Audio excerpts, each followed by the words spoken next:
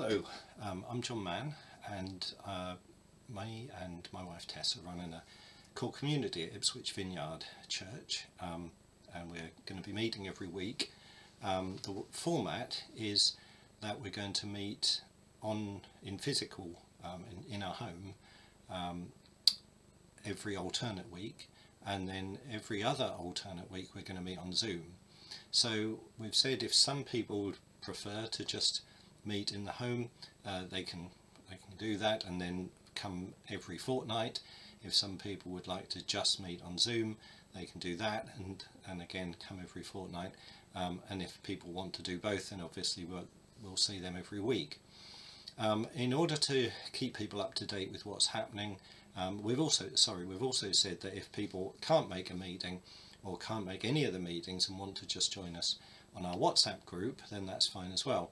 So what I wanted to do was to just briefly give a fairly short summary of what we did each week, and then if somebody wants to catch up and find out what they missed or find out what we did, then they can do that.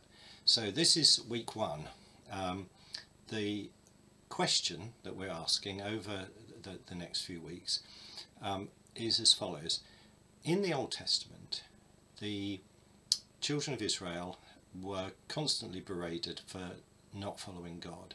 They were constantly worshipping other gods, not keeping to the law that God had given to them, and prophet after prophet would come and say that this was a bad thing and they shouldn't be doing that.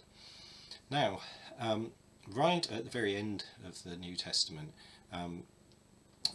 Israel they've been exiled, and they've come back from the exile, and they're starting to rebuild their community.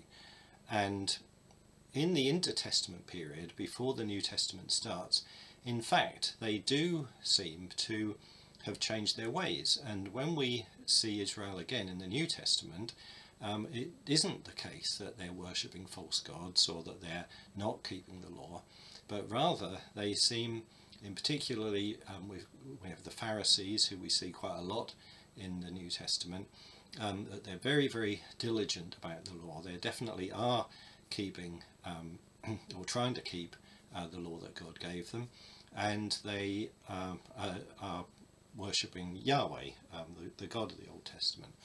So they aren't going off after sort of Roman or Greek gods or anything like that. Nevertheless, the group that Jesus criticises the most are the religious leaders. He's constantly having arguments, discussions, debates, and being critical of the religious leaders of his time.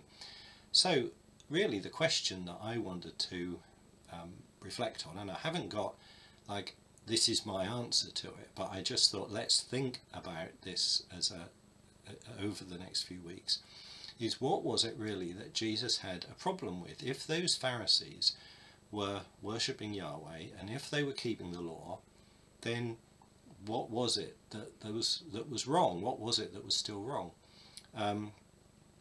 Really, if you look at the criticisms that Jesus has to people around him, he doesn't go around criticising those outside the law and saying, oh, you ought to be keeping the law. He's going to those who are supposedly keeping the law, the Pharisees, and really having very harsh and strong words to them. So what's going on here? We know now that there is a strong connection between religion and violence. We see all over the place where people use religion as an excuse for division, for hatred, for sectarianism, and I wonder whether the criticisms that Jesus had of religion in his time might help us to understand a bit more about what is wrong with religion and what can we do about it. I mean, if we want to follow God, then there must be a wrong way of doing it in terms of being religious but not doing what God wants, right? So there's a theologian called Karl Barth who actually said religion is humanity's search for God, but Christianity is God's search for humanity. So that's really what I'm trying to get to, is what is it that would constitute a genuine understanding of what God is saying through Jesus, that at the same time means we're not being subject to the criticism of religion that Jesus has of the people of his time. Now, the way I thought we could do this is focus on the Gospel of John. In the Gospel of John, there's a series of episodes in which Jesus and the Pharisees engage over specific incidents, and I think as we go through these incidents, it will hopefully give us some clarity and some insight into what it is that Jesus is saying is wrong, is toxic, if you like. What is toxic about religion? What is it that makes religion go bad? Now, we read the start of chapter 1 anyway. We didn't do the whole of chapter 1, but we did the first few verses, which is basically this whole introduction where it says, in the beginning was the Word was with God, the Word was God.